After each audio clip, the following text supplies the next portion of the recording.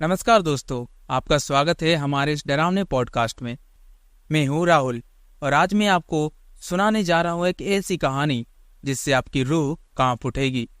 ये कहानी है एक भूतिया दुल्हन की जो अपने दूल्हे की तलाश में आज भी भटक रही है। तो दोस्तों तैयार हो जाइए एक डरावनी यात्रा के लिए, क्योंकि आज की रात हमारी सबसे भयानक रातों में से एक रात होने वाली है। ये कहानी है उस जमाने की जब हमारे गांव में एक भव्य शादी हो रही थी। सब बहुत ही खुश थे, परंतु किस्मत को कुछ और ही मंजूर था। चांदनी रात, लेकिन गांव में सन्नाटा पसरा हुआ है। शादी का मंडप सजाया जा रहा है। गांव वाले हंसी खुशी में डूबे हुए हैं। अचानक से दूल्हा गायब हो जाता है। दुल्हन का चीखना चिल्लाना, उसकी बेबसी और दर्द का दृश्य, गांव वाले उसे शांत करने की बहुत कोशिश करते हैं, लेकिन वो दुल्हन किसी की नहीं सुनती। क्या हुआ? दूल्हा कहाँ गया? अभी तो यही था, कोई उसे ढूंढो। गांव वाले आपस में बात कर रहे होते हैं। तभी वो दुल्हन रोते हुए अपने दूल्हे को बुलाती है। कहाँ हो तुम? मुझे अकेले छोड़कर मत जाओ। कहाँ हो? दुल्हन की चीखें रात भर गूंजती रही। सुबह होते ही उसकी लाश उसके कमरे से मिली। उसकी आंखें अब भी खुली थी, मानो ऐसा लग रहा हो कि वो अपने दूल्हे को ढूंढ रही थी। और तब से यह माना जाता है कि उस दुल्हन की आत्मा अब भी उस गांव में भटक रही है और उस दूल्हे को ढूंढ रही है। स्वागत है आप लोगों का खूनी दुल्हन के इस हॉरर पॉडकास्ट में।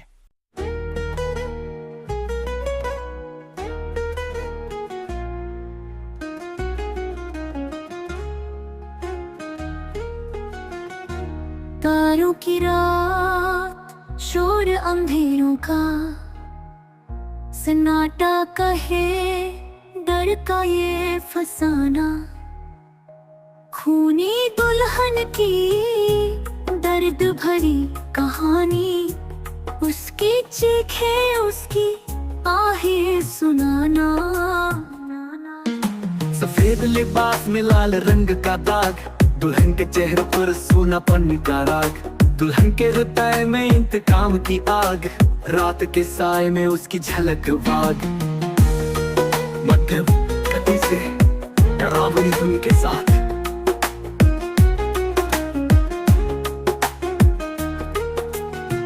उसकी आंखों में जलते शोले, गांव में कहर उसने बोले।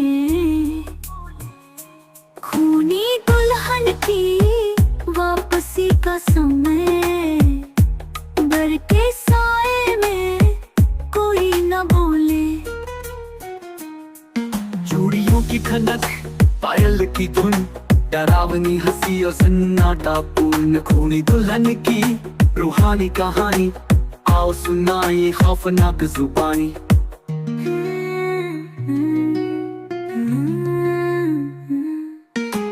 रात की खामोशी, उसकी पहरेदारी, कब्र की मिट्टी में उसकी लाचारी। दुल्हन की आत्मा बदले की प्यासी, उसकी कहर से बच ना पाए कोई हांसी। हर रात को सुनो ये कहानी, खूनी दुल्हन की दर्द भरी जुबानी। उसकी सिसकियों में छुपी है पुकार, सावधान रहो, उसका इंतकाम अभी है बाकी यार। अंतिम स्वर के साथ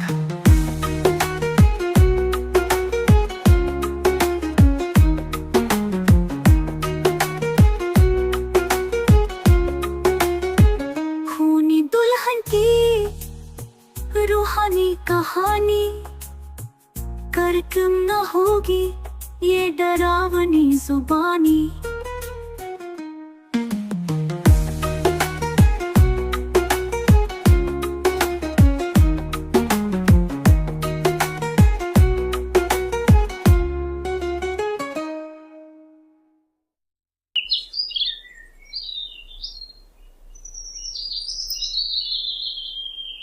आज का गांव पहले जैसा नहीं रहा। लोग यहाँ अभी भूतिया दुल्हन की कहानियां सुनाते हैं। हाल ही में गांव के एक जोड़े की शादी होने वाली थी, लेकिन शादी के कुछ दिन पहले ही अजीब घटनाएं होना शुरू हो गया। गांव का सामान्य दृश्य, बच्चे खेल रहे हैं, महिलाएं पानी भर रही है, लेकिन सभी के चेहरे पर एक अजीब सी चिंता है। एक युवा जोड़ी की शादी की तैयारियां चल रही है। गांव में अचानक अजीब घटनाएं होने लगती है। क्या तुमने कल रात को वो आवाजें सुनी? ऐसा लग रहा है कि वो लौट आई है। हाँ, मुझे भी लगा कि कोई मेरे दरवाजे पर दस्तक दी, लेकिन मैंने दरवाजा खोला, लेकिन वहां कोई नहीं था। गांव वाले आपस में बातें कर रहे थे। तभी वो लड़की जिसकी शादी होने वाली थी, वो डरते हुए अपनी माँ से कहती है, माँ, मुझे बहुत डर लग रहा है, हमारी शादी सही से हो तो पाएगी ना? तभी उसकी माँ उस दुल्हन की ओर देखते हुए कहती है, डर मत बेटी, सब ठीक हो जाएगा, भगवान पे भरोसा रखो, ये सिर्फ पुराने लोगों की डराने की कोशिश है। लेकिन यह सिर्फ डराने की बात नहीं थी। गांव में हर रात कोई ना कोई अजीब घटनाएं घटने लगी। लोग अब रात को बाहर निकलने से डरने लगे। जैसे जैसे शादी का दिन नजदीक आ रहा था, गांव में भूतिया घटनाएं बढ़ने लगी। लोगों ने दुल्हन को रात में गांव के चारों ओर घूमते हुए देखा। गांव की रात का दृश्य। लोग अपने अपने घरों में छिपे हुए हैं। अचानक एक महिला सफेद साड़ी में गांव की गलियों में घूमते हुए दिखाई देती है। मैंने अपनी आंखों से देखा है, वो सफेद साड़ी में थी और उसके चेहरे पर सिर्फ दर्द और पीड़ा थी।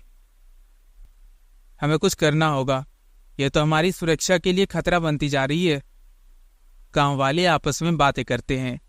तभी एक गांव वाला कहता है, चलो पंचायत बुलाते हैं, हमें कोई उपाय करना होगा इसके लिए। सभी लोगों ने मिलकर गांव में पंचायत बुलाई। गांव की पंचायत ने फैसला किया कि कुछ लोग मिलकर इस भूतिया दुल्हन की सच्चाई का पता लगाएंगे।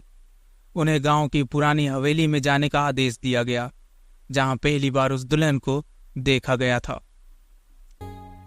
गांव के कुछ बहादुर युवक इस रहस्य को सुलझाने के लिए एकजुट हुए। उन्होंने उस पुरानी हवेली में जाने का फैसला किया, जहां पहली बार उस दुल्हन को देखा गया था। पुरानी हवेली का दृश्य। हवेली की दीवारें टूट फूट चुकी है और हर कोने में जाले लगे हुए हैं। 4 युवक हवेली के अंदर घुसते हैं। उनकी टॉर्च की रोशनी से हवेली की अंधेरी दीवारें चमक उठती है। तभी उनमें से गांव वाला कहता है, ये जगह बहुत डरावनी है, यहाँ सब कुछ टूटा फूटा है और हवा में तो अजीब सी सड़न की बदबू भी है। तभी दूसरा गांव वाला कहता है, अरे देखो वहां क्या है, ये पुराने कागजात और फोटो में से शायद हमें कुछ सुराग मिल सकता है। तभी तीसरा गांव वाला कहता है, चलो इसे देखते हैं, शायद हमें कुछ पता चले कि यहाँ क्या हुआ था। तभी उनमें से चौथा गांव वाला कहता है, लेकिन हमें सावधान रहना होगा, यहाँ जगह जगह पर खतरा हो सकता है। जैसे हुए हवेली के तहखाने में पहुंचे, उन्हें भूतिया दुल्हन का सामना करना पड़ा। उसकी आंखों में नफरत और दर्द दोनों थे। तहखाने का अंधेरा कोना। युवक की टॉर्च की रोशनी में एक सफेद साड़ी पहने हुए भूतिया दुल्हन दिखाई देती है। उसकी आंखों से आंसू बह रहे थे, लेकिन उसकी आंखों में एक अजीब सी नफरत भी है। तहखाने का अंधेरा कोना। युवक की टॉर्च की रोशनी में एक सफेद साड़ी पहने हुए भूतिया दुल्हन दिखाई देती है। उसकी आंखों से आंसू बह रहे हैं, लेकिन उसकी आंखों में एक अजीब सी नफरत भी है। तभी वो भूतिया दुल्हन उन लोगों की ओर देखते हुए कहते हैं, तुम लोग यहाँ क्यों आए हो? क्या तुम भी मुझे धोखा देने आए हो? हाँ? तभी उनमें से गांव वाला हिम्मत बांधते हुए कहता है, हम तुम्हारी मदद करना चाहते हैं, हम जानना चाहते हैं कि तुम्हारे साथ क्या हुआ था। तभी वो भूतिया दुल्हन फिर से गुर्राते हुए कहती है, कोई मेरी मदद नहीं कर सकता, कोई नहीं। मैंने अपने प्यार को खो दिया, मुझे धोखा मिला है, अब मैं किसी को भी चैन से रहने नहीं दूंगी। तभी उनमें से दूसरा गांव वाला कहता है, हमें बताओ तो तुम्हारे साथ क्या हुआ था, शायद हम कुछ कर सके। तभी वो भूतिया दुल्हन कहती है, मेरा दूल्हा तो मुझे छोड़कर चला गया, मैं पूरी रात उसे ढूंढती रही, लेकिन वो नहीं मिला। अगले दिन मैंने भी आत्महत्या कर ली। अब मैं हमेशा के लिए भटकती रहूंगी। इस गांव को दबा कर कहीं मानूंगी मैं। किसी को नहीं छोड़ूंगी मैं, किसी को नहीं। दुल्हन की कहानी सुनकर युवकों ने फैसला किया कि वे उसकी आत्मा को शांति दिलाने की कोशिश करेंगे। जैसे ही उन्होंने उसे शांत करने की कोशिश की, खूनी दुल्हन ने उन्हें डराना शुरू कर दिया। तुम सबको इसका परिणाम भुगतना होगा। सबको। कोई मेरी मदद नहीं कर सकता। मुझे प्यार में धोखा मिला है और अब जिस किसी की भी शादी होगी सब मारे जाएंगे यहाँ, सब। दुल्हन की आत्मा ने उन युवकों पर हमला करना शुरू कर दिया। उनके हाथों से निकलती लपटें, उनकी चीखें और उनका आक्रोश, वो एक एक करके सभी को मार डालती है।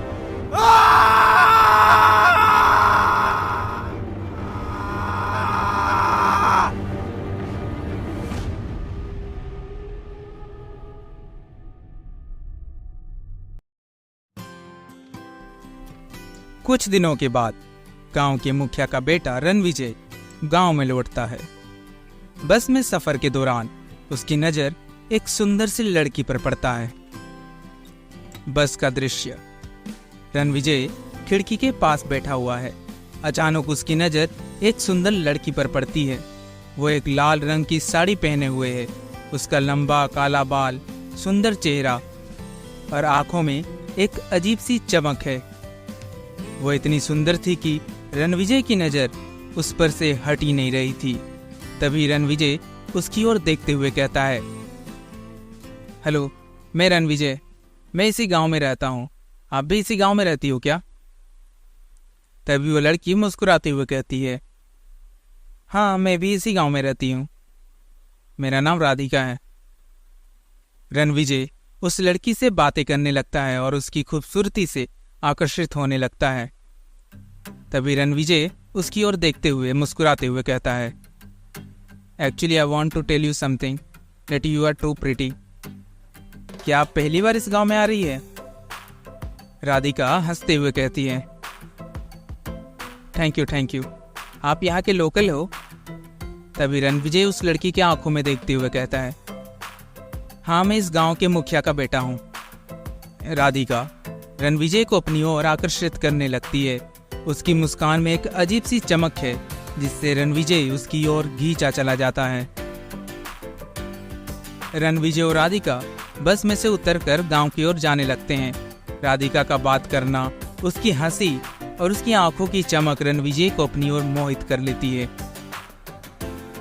चलते चलते वे गली के चौराहे पर पहुंच जाते हैं, जहां वे दोनों एक दूसरे से अलग हो जाते हैं और अपने अपने घर की ओर चल देते हैं। रणविजय भी अपने घर की ओर चल देता है।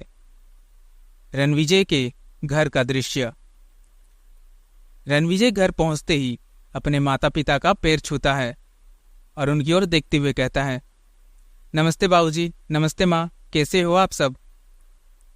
रणविजय के पिता यानी गांव के मुखिया रणविजय को आशीर्वाद देते हुए बोलते हैं, खुश रहो बेटा, जल्दी जाओ और हाथ मुंह धो लो।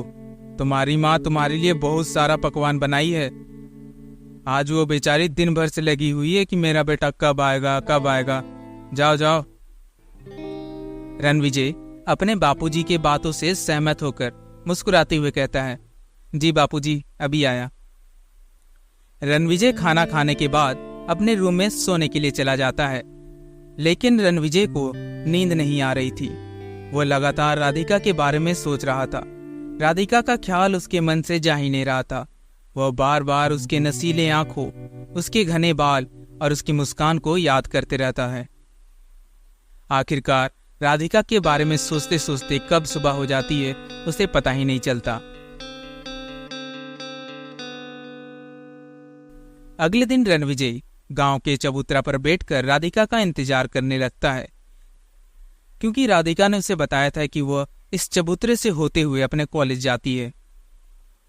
रणविजय काफी समय से राधिका का इंतजार कर रहा था, लेकिन राधिका नहीं आती है। राधिका को ना आते देख रणविजय काफी उदास हो जाता है और वह जाने लगता है। तभी रणविजय के कंधों पर किसी ने हाथ रखा। रणविजय जैसे ही पीछे मुड़ा, उसके चेहरे पर एक बड़ी सी मुस्कान आ गई। वो हाथ और किसी का नहीं, राधिका का था। तभी रणविजय राधिका की ओर देखते हुए कहता है, यार तुम कहाँ थी? यू नो व्हाट, मैं तुम्हारा कब से इंतजार कर रहा हूँ।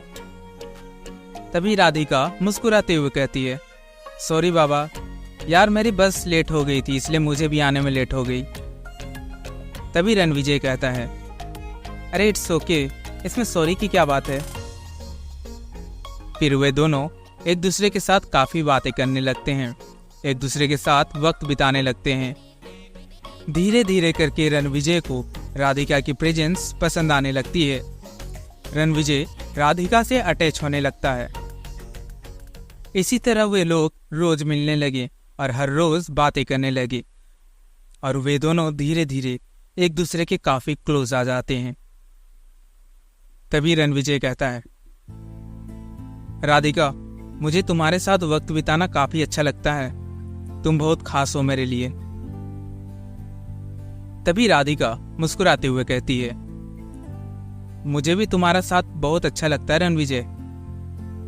राधिका धीरे धीरे करके रणविजय के दिल में अपनी जगह बना लेती है, लेकिन गांव के बुजुर्ग और मुखिया इस बात से चिंतित थे। एक दिन रणविजय के पिता यानी कि गांव के मुखिया रणविजय को बुलाते हैं और उससे कहते हैं, रणविजय, मैं तुम्हें उस लड़की से दूर रहने के लिए कह रहा हूं। मुझे वो लड़की ठीक नहीं लगती, मुझे कुछ अजीब लग रहा है उसके बारे में।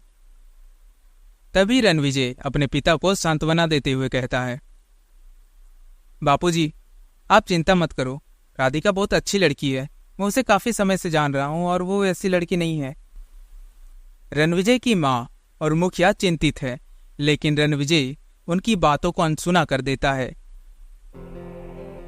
इसी बीच गांव में और भी भूतिया घटनाएं होने लगती है।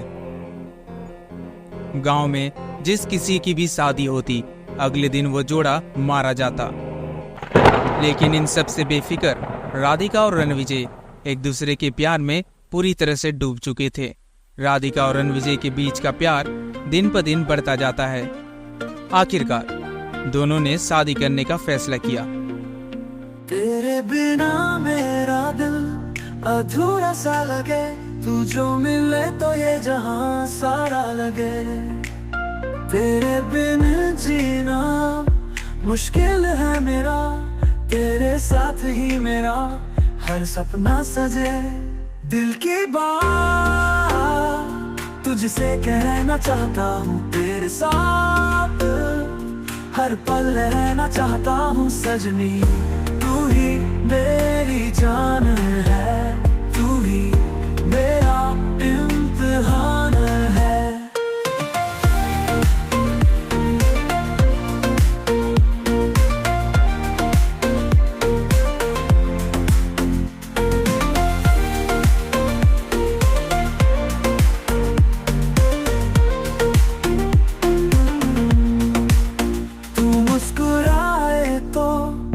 रंगीन हो ये पल, तेरे प्यार में हर लम्हा लगे खजाना कल। तू हो साथ मेरे और कुछ नहीं चाहिए, तेरी खुशी में ही तो मेरा जहां बसे। दिल की बात तुझसे कहना चाहता हूँ, तेरे साथ हर पल रहना चाहता हूँ सजनी। तू ही मेरी जान है, तू ही मेरा इम्तिहान है।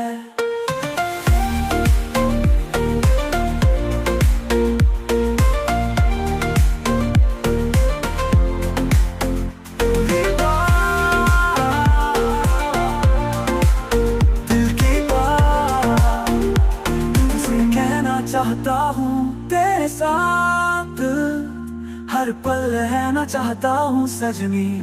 तू ही मेरी जान है, तू ही मेरा इम्तिहान है। गांव में हर्षोल्लास भरा माहौल है। शादी की तैयारियां चल रही है। राधिका और रणविजय की शादी धूमधाम से होती है।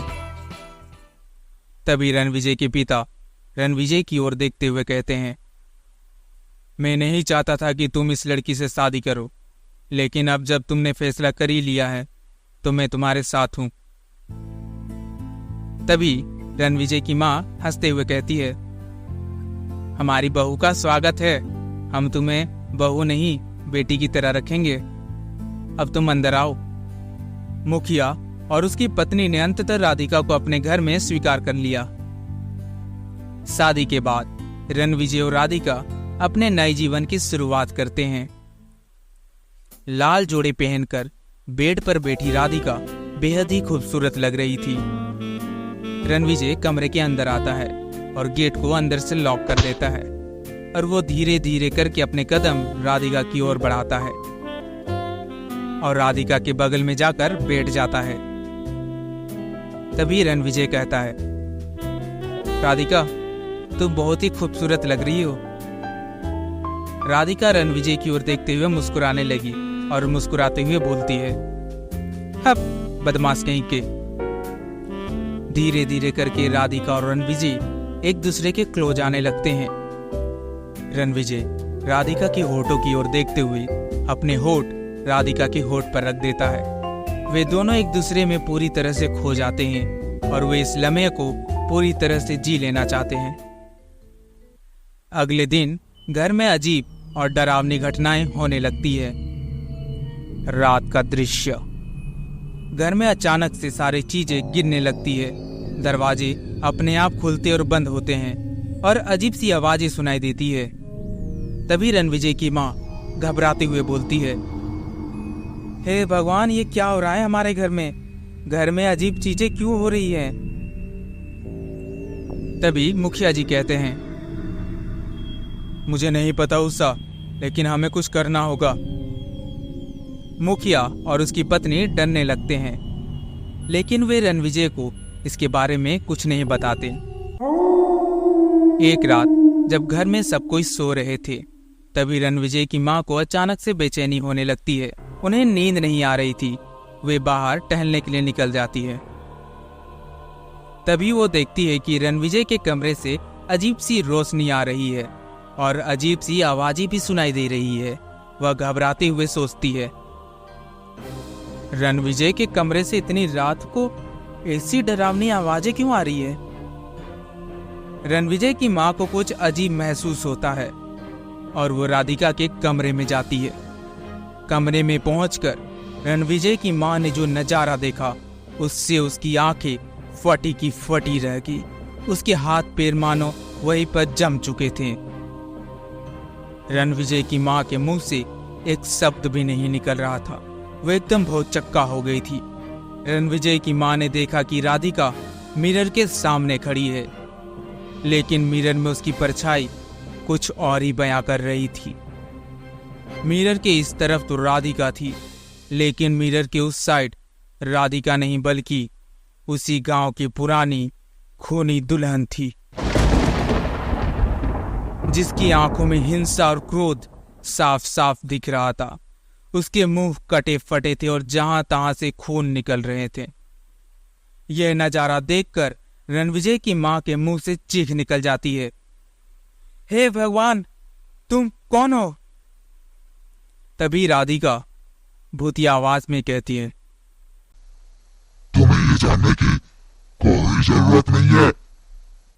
राधिका ने अपनी असली पहचान छुपाई हुई थी, लेकिन अब उसकी सच्चाई सामने आ चुकी थी। तभी रणविजय की मां कहती है, हे भगवान, ये क्या हो रहा है हमारे घर में? और राधिका, तुम? मुझे इसके बारे में रणविजय को बताना होगा। रणविजय बेटा। रणविजय की मां इतना बोलकर सीढ़ियों से नीचे उतर ही रही थी कि उस राधिका ने रणविजय की मां पर हमला कर दिया। राधिका ने अपने बड़े बड़े नाखूनों से रणविजय की मां के गले पर वार कर दिया, जिससे रणविजय की मां चिल्लाते हुए सीढ़ियों से नीचे गिर जाती है और नीचे गिरते हुए रणविजय की मां वहीं पर मर जाती है। नीचे गिरने की आवाज सुनकर मुखिया और रणविजय दोनों सीढ़ियों के पास पहुंचते हैं। तभी रणविजय के बापूजी चिल्लाते हुए कहते हैं, उषा क्या हो गया तुम्हें? अरे रणविजय, डॉक्टर को बुलाओ, क्या हो गया मेरी उषा को? रणविजय अपनी माँ को गोद में उठाकर अपने कार की ओर दौड़ता है। रणविजय अपनी माँ को कार के पीछे वाले सीट में रखकर कार को स्पीड से चलाते हुए हॉस्पिटल के सामने ले जाकर रोकता है। हॉस्पिटल के अंदर का दृश्य। डॉक्टर, मेरी माँ को बचा लीजिए प्लीज। रणविजय डॉक्टर की ओर देखते हुए कहता है। डॉक्टर ने रणविजय के माँ के नफ्स को देखे। तभी डॉक्टर रणविजय की आंखों में देखते हुए कहते हैं, I am sorry Ranvijay, she is no more. Ranvijay ये सुनकर पूरी तरह से टूट जाता है। तभी रणविजय के बापूजी रणविजय को हिम्मत देते हुए कहते हैं, रो मत बेटा, रोने से तुम्हारी माँ वापस थोड़ी आएगी। अब तुम्हें हिम्मत से काम लेना होगा। उधर राधिका भी घर में अकेली है और हमें उषा का दहन संस्कार भी तो करना है। तुम ऐसे रोते रहोगे तो फिर काम कैसे चलेगा? राधिका, तुम्हें दोनों को हिम्मत रखनी होगी।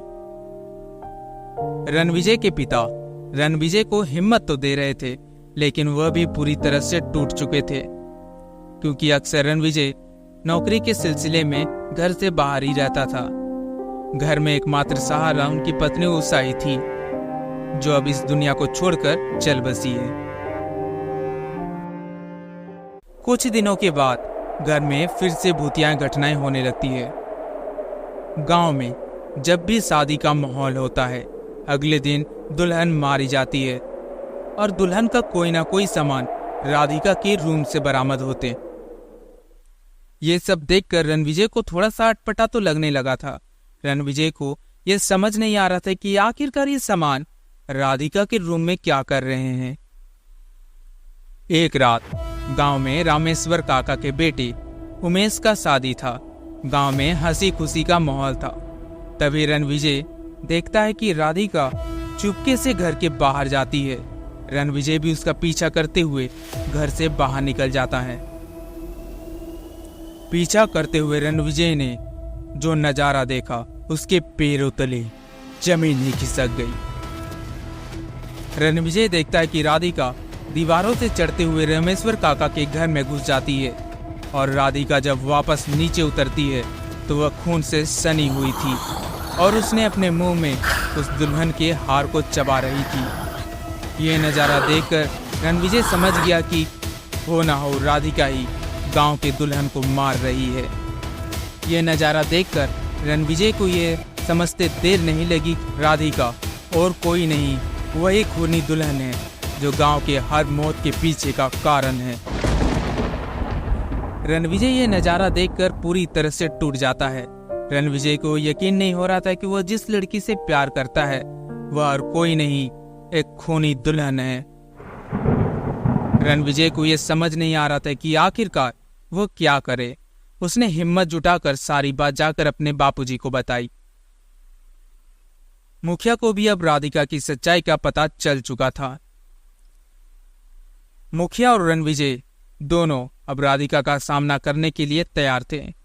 वे उसे घर से बाहर निकालने का प्रयास करते हैं। घर के अंदर का दृश्य। मुखिया और रणविजय एक साथ खड़े हैं। राधिका अपने भूतिया रूप में उनके सामने आती है। तभी रणविजय के बापूजी राधिका पर चिल्लाते हुए कहते हैं, राधिका, तुम हमें धोखा दे रही थी। तुमने मेरी पत्नी को भी मारा है। तभी रणविजय कहता है, राधिका, मैंने तुमसे प्यार किया लेकिन तुमने मेरा विश्वास तोड़ा। क्यों राधिका? आखिरकार मैंने तुम्हारा क्या बिगाड़ा था? तभी राधिका भूतिया आवाज में कहती है, तुम लोग मुझे नहीं रोक सकते। मैं रणविजय को कभी नहीं छोड़ूंगी, कभी भी नहीं। और रणविजय, मैं भी तुमसे काफी प्यार करती हूँ। मुखिया और रणविजय ने राधिका को भगाने के लिए एक विशेष अनुष्ठान किया। उन्होंने गांव के बुजुर्गों की मदद ली और राधिका की आत्मा को शांत करने का प्रयास किया। मुखिया, रणविजय और गांव के बुजुर्ग मंदिर में इकट्ठा होकर राधिका की आत्मा की शांति के लिए पूजा पाठ करते हैं। मंदिर में गांव के लोग एकत्रित होते हैं। बुजुर्ग लोग मंत्र पढ़ रहे होते हैं। रणविजय और मुखिया उनकी सहायता कर रहे हैं। राधिका अपने भूतिया रूप में प्रकट होती है। उसकी आंखों में आग और गुस्सा साफ झलक रहा था। तभी राधिका भूतिया आवाज में कहती है, तुम लोग मुझे नहीं रोक सकते। रणविजय मेरा है रणविजय, और मैं हमेशा उसकी रहूंगी। तभी गांव के मुखिया राधिका की ओर देखते हुए कहता है, राधिका, तुम्हें यहाँ से जाना होगा। तुमने हमारे परिवार को बहुत दुख दिया है, पर अब नहीं। सब कोई राधिका को भगाने का प्रयास कर रहे थे। सब कोई राधिका को घृणा और गुस्से से देख रहे थे, पर इससे विपरीत रणविजय की आंखों में आंसू आ रहे थे। वो उदास हो जाता है। ऐसा लग रहा था मानो वह अंदर से पूरी तरह से टूट चुका है। तभी रणविजय राधिका की ओर देखते हुए कहता है, राधिका, मैं तुमसे बहुत प्यार करता हूँ, लेकिन अब तुम्हारी सच्चाई जान चुका हूँ। तुम्हें शांति पाने के लिए यहाँ से मुझसे दूर जाना ही होगा तुम्हें। राधिका की आत्मा जोर जोर से चीखने लगती है। मंत्रों की शक्ति और गांव के लोगों की एकता उसे कमजोर करने लगती है। मैं नहीं जाऊंगी यहाँ से। राधिका भूतिया आवाज में चिल्ला रही होती है। तभी उनमें से गांव वाला कहता है, हम तुम्हारी मदद करना चाहते हैं। अपनी पीड़ा को छोड़ दो और शांति पाओ। राधिका की आत्मा धीरे धीरे कमजोर पड़ने लगती है। उसकी चीखें कम हो जाती और अंततः वह शांत हो जाती है। तभी धुंधली होते हुई राधिका की आत्मा रणविजय की ओर देखते हुए कहती है, रणविजय, मैं तुमसे बहुत प्यार करती हूँ और हमेशा प्यार करती रहूंगी। तभी रणविजय रोते हुए कहता है, शांति से जाओ Radhika. I love you Radhika, I literally love you. आखिरकार राधिका की आत्मा को शांति मिल जाती है और वह अदृश्य हो जाती है।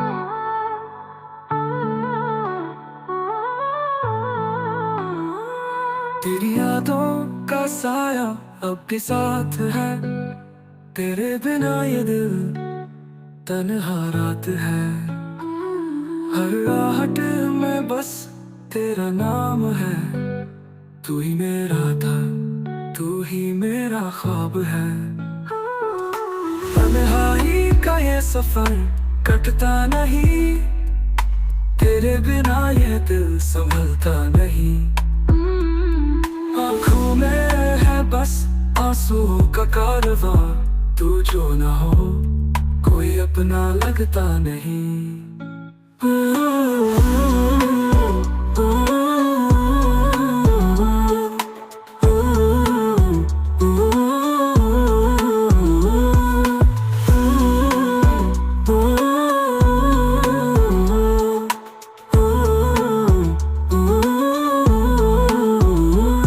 तेरी राहों में मैंने अपना दिल खोया। अब ये जिंदगी जैसे एक टूटा हुआ ख्वाब हो। हर रकम पर तेरा इंतजार है, पर तू कहीं नहीं। बस एक फसला ही दरमिया है। तन्हाई का ये सफर कटता नहीं। तेरे बिना ये दिल संभलता नहीं। आँखों में है बस आंसुओं का कारवां। तू जो ना हो कोई अपना लगता नहीं।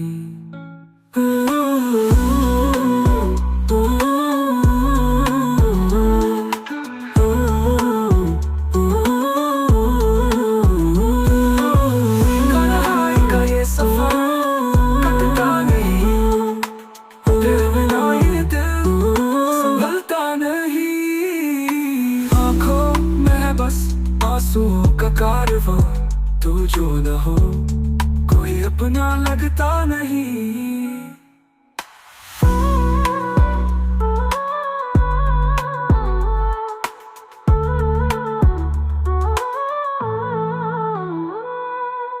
गांव में फिर से शांति लौट आती है। मुखिया और रणविजय ने गांव में शांति लौटाने के लिए कठिन संघर्ष किया। राधिका की आत्मा की सच्चाई जानने के बाद उन्होंने अपनी गलतियों से सीखा और गांव के लोगों के साथ मिलकर आगे बढ़े। गांव का दृश्य, लोग एकत्रित हैं। मुखिया और रणविजय एकत्र होकर मंदिर में प्रार्थना कर रहे हैं। हमने बहुत कुछ सहा है, लेकिन अब हमारे गांव में शांति लौट आई है।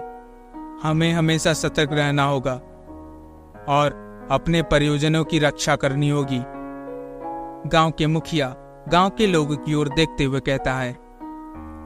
तभी रणविजय कहता है, बापूजी, मुझे भी अपनी गलतियों का एहसास हुआ है। अब मैं गांव और अपने परिवार के लिए पूरी जिम्मेदारी से काम करूंगा। रणविजय और मुखिया ने गांव के लोगों के साथ मिलकर एक नई शुरुआत की। राधिका की आत्मा को शांति मिलने के बाद उन्होंने अपने जीवन में एक नया अध्याय शुरू किया। तो दोस्तों, ये थी हमारी आज की कहानी। ये कहानी हमें सिखाती है कि प्यार और सच्चाई की ताकत से सबसे बड़े भूतिया रहस्यों को भी हल किया जा सकता है। अगर आपको ये कहानी पसंद आई हो तो अपने दोस्तों के साथ जरूर साझा करें। हमारे पॉडकास्ट को सब्सक्राइब करें। अगले हफ्ते हम फिर मिलेंगे एक नई रोमांचक कहानी के साथ। तब तक के लिए सुरक्षित रहे और अपने आसपास की दुनिया को समझने की कोशिश करें। तब तक के लिए आप अपने और अपनों का ध्यान रखें। अलविदा। सफेद लिबास में लाल रंग का दाग, दुल्हन के चेहरे पर सोनापन का राग, दुल्हन के हृदय में इंतकाम की आग, रात के साए में उसकी झलक वाग, मध्यम गति से डरावनी धुन के साथ